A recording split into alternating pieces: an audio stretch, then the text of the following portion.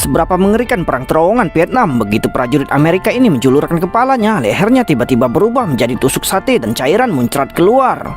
Bahkan wanita yang menusuk pun tidak tahan menyaksikan adegan ini. Rekan satu tim di terowongan itu berlumuran darah. Kemudian wanita itu segera mengeluarkan granat dan mencabut sumbunya, dan rekan setimnya pun langsung terkubur hidup-hidup. Setelah menyelesaikan misi pembunuhan, wanita itu segera memasuki pintu terowongan tersembunyi lainnya.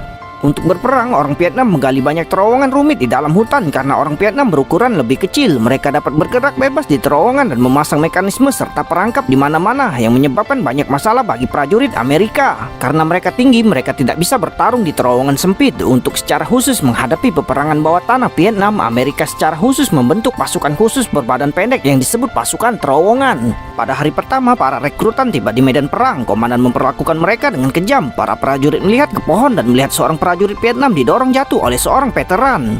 Pemandangan itu begitu kejam sehingga para rekrutan baru tidak tahan melihatnya. Tapi sang komandan mengatakan kepada mereka bahwa hal itu tidak layak mendapati simpati mereka, dan bersikap baik kepada musuh akan kejam terhadap diri mereka sendiri. Karena di medan perang pilihannya hanya satu, mati atau bertahan hidup. Namun tanpa diduga, kejadian ini terlihat oleh orang Vietnam yang bersembunyi di kejauhan. Tak lama kemudian para prajurit mengambil tindakan. Mereka menemukan pintu masuk terowongan berbentuk persegi dan petugas bertanya siapa yang bersedia turun dan memimpin.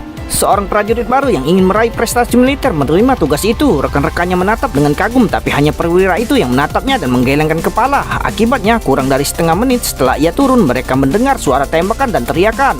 Namun ketika mereka menyelamatkannya, mereka mendapati ia telah berhenti bernapas. Melihat rekan mereka yang sudah tewas, prajurit segera melemparkan granat ke dalam terowongan, kemudian menambahkan beberapa bom asap, dan akhirnya berdiri di pintu masuk terowongan dengan senjata, menunggu orang Vietnam itu jatuh ke dalam perangkap.